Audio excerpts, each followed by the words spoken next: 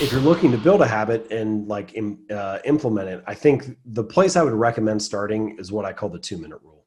And the 2-minute rule just says take whatever habit you're trying to build and scale it down to something that takes 2 minutes or less to do. So if it's reading, for example, then, you know, instead of read 30 books a year, that becomes read 1 page. Or do yoga 4 days a week becomes take out my yoga mat. And sometimes I explain that and people resist it a little bit. They're kind of like, okay, you know, like I know the real goal isn't just to take my yoga mat out each time. I know I actually want to do the workout. So if this is some kind of mental trick, then like, why would I fall for it, basically? But I got this guy, his name's Mitch, a reader, and I mentioned him in Atomic Habits. He ended up losing over 100 pounds. And for the first 6 weeks that he went to the gym, he had this rule for himself where he wasn't allowed to stay for longer than 5 minutes. So you get in the car, drive to the gym, get out, do half an exercise, get back in the car, drive home. And it sounds ridiculous. You know, it sounds silly. You're like, this is not going to get the guy the results that he wants. But if you step back, what you realize is he was mastering the art of showing up. And he was becoming the type of person that went to the gym 4 days a week, even if it was only for 2 minutes. And so the point is that, and this I think is a much deeper truth about habits, a habit must be established before it can be improved, right? It has to become the standard in your life before you can worry about optimizing and scaling it up. And for some reason, we get so locked into like finding the best workout program, the ideal diet plan, the perfect business idea, right? We're so focused on optimizing that we don't give ourselves permission to show up, even if it's just in a small way. And so the 2-minute rule sort of helps you overcome that. You know, it helps you overcome that tendency to bite off more than you can chew and master the art of showing up. Well, so just a quick story that I like that I feel like illustrates the point.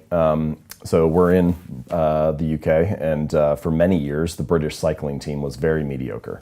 They had never won a Tour de France, even though the race had been around over 100 years. They had won, I think, a single gold medal back in 1908. And so they brought in this new performance director, 2003, 2004, and he believed in this concept that he called the aggregation of marginal gains. And so he described it as like the 1% improvement in all the areas related to cycling. And so they started by making 1% improvements that other teams were probably looking at too. Put slightly lighter tires on the bike. They had their riders wear these electrically heated overshorts to keep their legs warm so they could ride for longer. They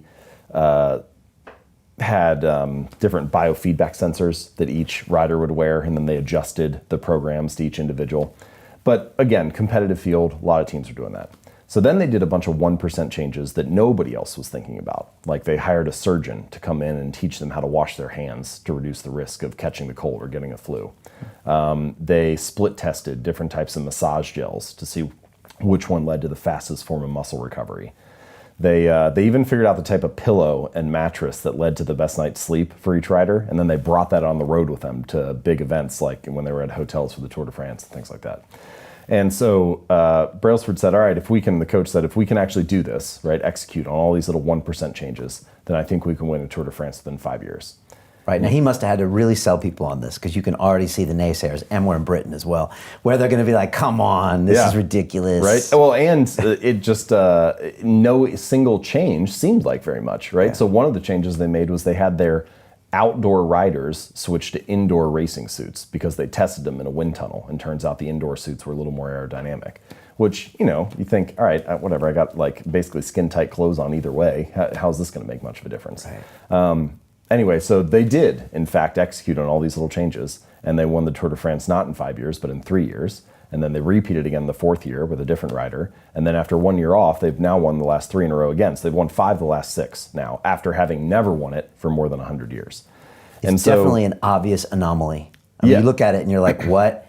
Because it's not like we have a cycling culture here or anything. It was just a big anomaly when we saw them massively improve. And so I bring that story up, not because I think, you know, cycling is the perfect example or anything, but just because it's a good story that showcases the power of being committed to making those small improvements each day. And I think that it's not just nice to have. It's not just like a little cherry on top of your performance to make these 1% changes, but they actually can compound and add up in a really significant way in the long run. And habits are a lot like that. They're not exactly like compound interest, where you kind of like hit that hockey stick portion of the curve, but they really feel like that a lot. Like we were saying just a few moments ago, it feels insignificant on any day, but then you turn around 10 years later and it's actually, you're surprised by where you end up. And that's a hallmark of any compounding process, that the greatest returns are delayed. And so habits are like that too. They don't feel like much on any given day, but they really add up over the months and years.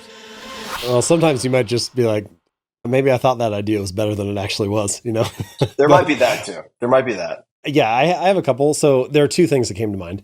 The first one is there's a little example I give in the book maybe about halfway through or 40% through, where I talk about having a pregame routine and kind of doing things in the same sequence each time, in the same order each time. And that helps get you in the mindset and kind of initiate the habit.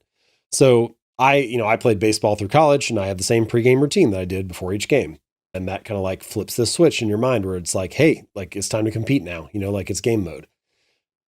Or the example I gave in the book was this guy who he would do his writing at the library and he would go to the library, sit at the same desk each day and put on his headphones and play the same playlist. And that little sequence was a pregame routine that got him in the mindset to do his writing habit.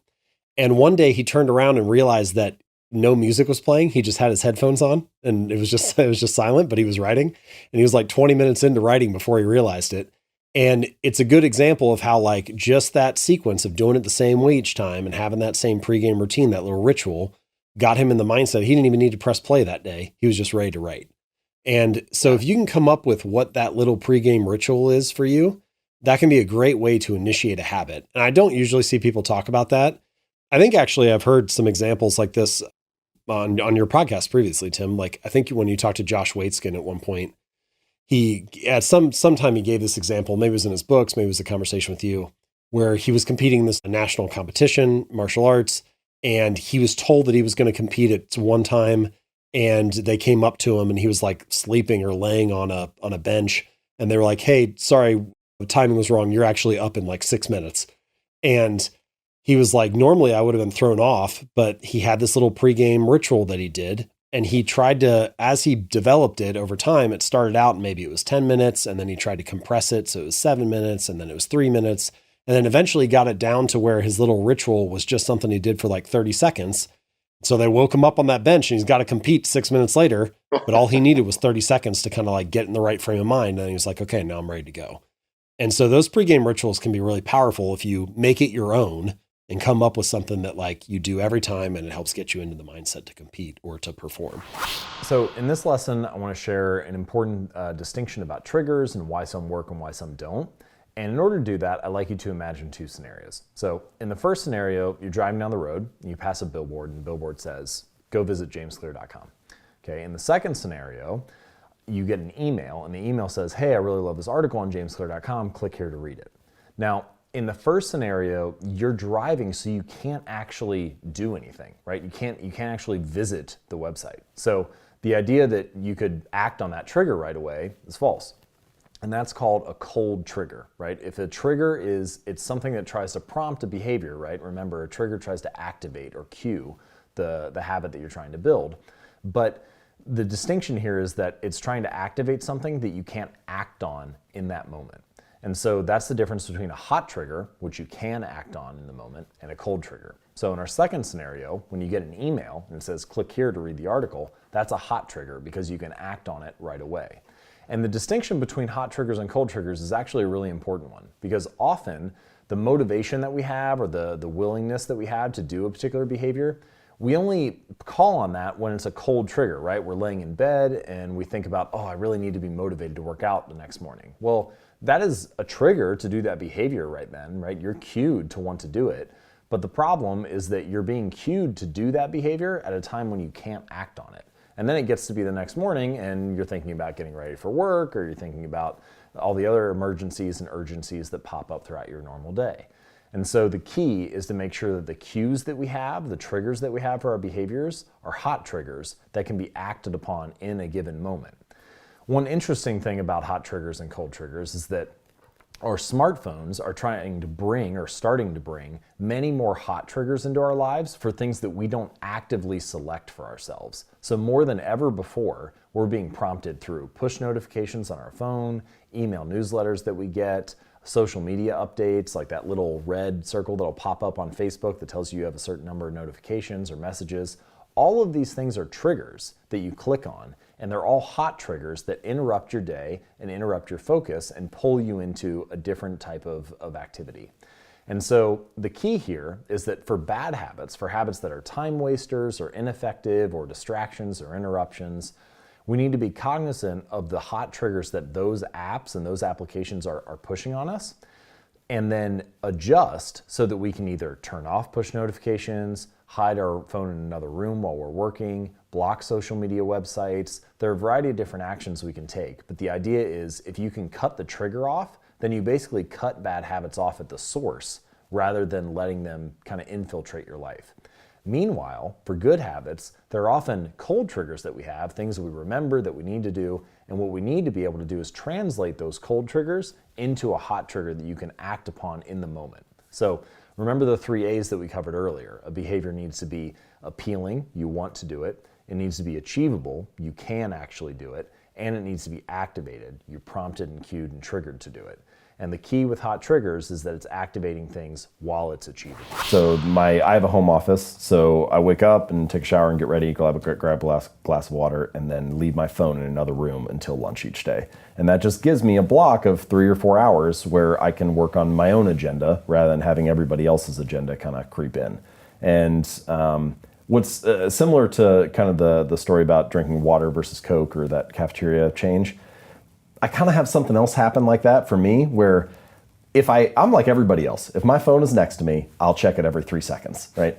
But if I leave it in another room, it's only 45 seconds away, but I never go get it. And so I'm like, well, did I want it or not? And in a sense, I wanted it because I would check it all the time if it was next to me. But in another sense, I never wanted it bad enough to work for a minute to go get it. And I think that is somewhat indicative of the role that technology is playing in our lives. It has made so many actions so convenient, frictionless, easy to do, that we will act on them on our slightest whim or the smallest hint of boredom. You're standing in line for 10 seconds and you pull your phone out and check Instagram. And there's something about actions that are that frictionless that I don't know is productive or healthy for us in the long run. Because what surprises me is if I leave my phone in the other room, I'll do actually some of the hard work. I'll write an article or work on a book chapter or whatever. And it's like, I did actually want to do those things. Sometimes you think, oh, I must not actually want to do it because I never make time for it. Right. But I think if you're just surrounded by options that are that frictionless, you never give yourself a chance for that little hint of boredom to rise for 10 seconds and fall and pass, and then you get back to the work that matters. Because you always have something to act on with that smallest change in how you feel. So removing those little options, I think, can help actually let you get into the deeper work. It's like if you remove the mental candy from your environment, it becomes easier to eat the healthy stuff. And you need to do that not only for your actual diet, but also for your information diet. Most people are familiar with the story of the Good Samaritan stopping along the side of the road to help a fallen person, help someone in need. Well, Princeton, their theology school, decided to run this experiment. They brought in a bunch of theology students. They said, all right, we're all familiar with the story of the Good Samaritan. We're going to break you up into groups, and you're going to go teach in different rooms across campus. You're going to teach this story. And so they started talking about how they were going to deliver the presentation and so on. And they had a couple different cohorts. The one cohort, they said, all right, just go ahead and go off and deliver the presentation. So they went off to their rooms. The second one, though, they did something interesting. They sent the group off, but on their way to they sent the group off and they said, by the way, we're running a little bit behind, right? You don't have very long to get there. It takes about 10 minutes. You only got 5, so we kind of need to hurry. You're probably already going to be late. So they're in a rush. They know they're going to go give this presentation. On the way, they planted an actor on the campus. And this actor is laying on the ground, hurt, moaning in pain. And so they scream twice, and then they cry out. And every single group went right past the person in need to go give a presentation about helping a person in need, right? The one person even stepped over the guy who was in pain in order to get there. Now, the point of this, and what I'd like to start talking about now, is the danger of being goal-focused and goal-oriented. These people had a goal, right, to deliver a presentation. And they were so one-sided, so narrow-minded, so focused on that goal that they missed the bigger picture and the perspective of what they should have been doing in the first place. And I think that this can be a danger of goals often. And so instead, I would like to encourage us to focus on systems rather than goals. Here are some examples. If you're a coach, your goal is to win a championship, but your system is what your team does at practice each day. If you're a writer, your goal might be to write a book, maybe even write a best-selling book, but your system is how you write each week, the schedule that you follow. If you're an entrepreneur, your goal could be to build $1 million business or a $10 million business, but the system is the sales and marketing process that you have. The systems are what actually make the difference. They're what drive the results. And what I've seen, having goals is great. Having a vision, having a dream is nice. It's important to know where you're going and where you're headed. It's important to have some clarity of focus, to know that we're moving in this direction. But once you know that, having the goal on paper makes very little difference. And committing to the system and showing up every day drives a lot of results. And so I'd like to talk about how we can build these systems and repeat these habits day after day, week after week. The first thing that I'd like to encourage us to think about is how goals and repetitions actually get you to any outcome that you want. So let's say that you have a goal of squatting 300 pounds, right? Point A might be squatting 100 pounds, and it doesn't take very many repetitions to get there. Maybe you have to be in the gym for, 6 months, a year, whatever it happens to be. Maybe you can do it right now. Point B could be squatting 200 pounds. It's going to take some more repetitions to get there. Point C is much further down the line, take even more. But once you realize this, the only thing that you have to do is put your reps in. The only thing that it comes down to is committing to the system and performing day after day.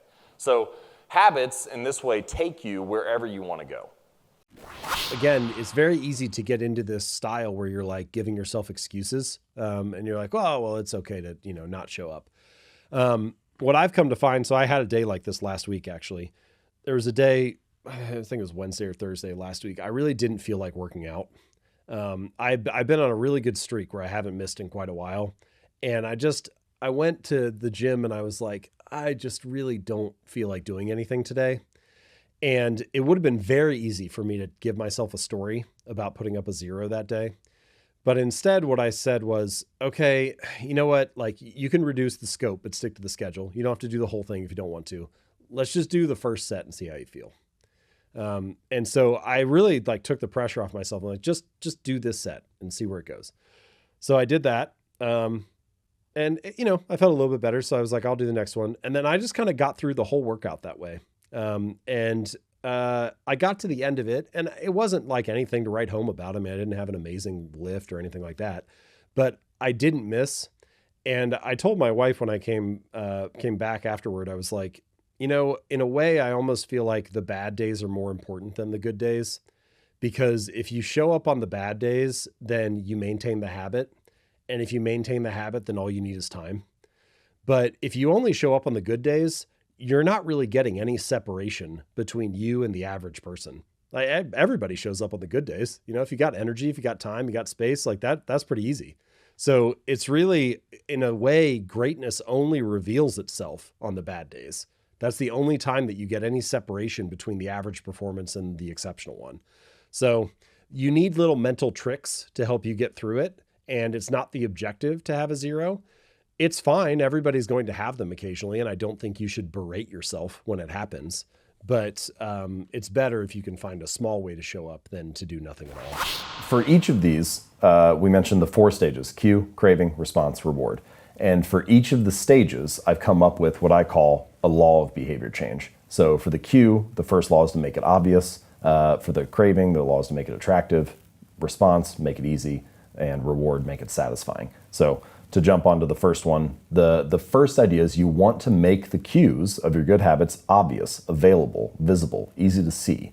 The easier it is that they catch your attention, the more likely you'll fall into the habit. And I don't know if we'll have time to get into this, but just quickly, to break a bad habit, you just invert each of the 4 laws. So rather than making the cues of your bad habits obvious, you want to make them invisible. Rather than making it attractive, make it unattractive, make it difficult, make it unsatisfying. Okay. So anyway, the first law is to make it obvious. Okay. And an example, what is a good example of that for good and bad habits? So one of the places I like to suggest starting is with what I call environment design. So basically, the things that are on your desk at home, your kitchen counter, your office at work, they influence your behaviors. And if you can restructure your physical environment or your digital environment, then you're more likely to actually stick with the right habit. So as an example, a lot of people feel like they watch too much television. So walk into pretty much any living room. Where do all the couches and chairs face? They all face the TV. It's like, what is this room designed to get you to do? And now I'm not saying you have to restructure your entire house, but there are a range of choices you could make, right? You could take the chair and turn it away from the television and have it face a coffee table with a book on it. Or you could put the TV inside a wall unit or a cabinet, something behind doors, so you're less likely to see it. You could also increase the friction of the action in the environment. So you could unplug the TV after each use and then only plug it back in if you can say the name of the show that you want to watch. So you're not allowed to just turn Netflix on and find something. So that's an example of curtailing a bad habit with environment design. But you can also use it to promote good habits. So for example, I used to buy apples and I would put them in the crisper at the bottom of the fridge and I wouldn't see them because they were tucked down there. And so then 2 weeks later, they would go bad and I get annoyed because I'm throwing food out and throwing money away. And so I bought a big display bowl and I put it right in the middle of the counter and put the apples in there, and now they're gone in 3 days just because it's obvious. Same thing was true when I built a flossing habit. I realized that for many years, I would brush my teeth twice a day, but I would only floss every now and then. I was like, well, why is that? Well, one of the reasons is because the floss was in a drawer in the bathroom and I just wouldn't see it. It was tucked away down there. So this time I bought a little bowl and put it right next to my toothbrush and put the floss in there. And now brush my teeth, put the toothbrush down, pick the floss up. Now I floss twice a day, which I've been told is excessive. So it's, all I needed was that environment change, and those habits were kind of able to fall in line. Sometimes when people talk about projects that they want to achieve, it creates a form of accountability for them. And so telling somebody about it, they feel like, oh, I don't want to fall flat on, telling this promise that I made. And so they find it more motivating. But I've often experienced what George is mentioning, where you tell somebody about something and you feel like you did something about it because you're talking about it. This is the kind of thing where you have a business idea, so you work on it on the weekends, and you tell people, oh yeah, I'm thinking about starting this thing, but you never actually go anywhere. It's just talking about it or debating what should the company be named, or what should our business cards look like, or what should the logo be. It provides the illusion of making progress. Yeah. It reminds me of this quote. I just saw this quote for the first time the other day from Bob Knight, the famous basketball coach, where he said, the will to win is not what you need. Having the will to win is easy. Everybody wants to win. What you need is the will to prepare to win. And I think that is kind of it distinguishes a little bit of the difference here. Yeah, everybody wants to have a successful business or start some cool project or do something interesting. But are you actually fascinated with all the aspects of preparing for that, right?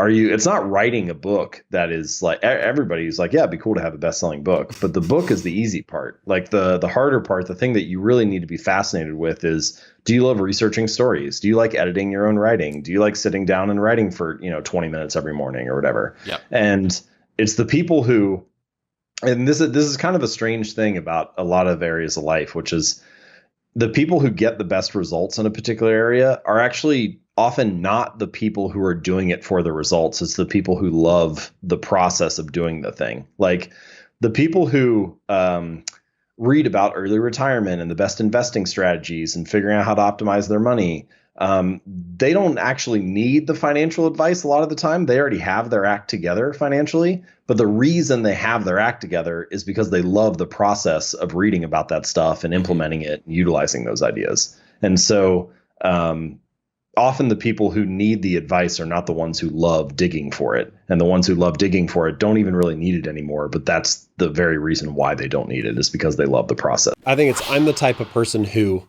blank, for example. So I'm the type of person who doesn't miss workouts, or I'm the type of person who shows up on time, or I'm the type of person who finishes what they start. Whatever aspect of your identity that you're trying to reinforce, that's kind of the story.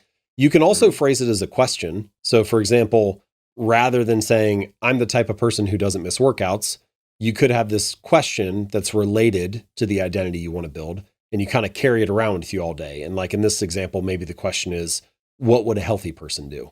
And so you're just kind of walking around all day asking yourself, what should I get for lunch? Well, what would a healthy person do? Or should I take an Uber, or should I walk to the next meeting? Well, what would a healthy person do? And you just kind of like go around your day and try to make decisions that you feel like support that identity.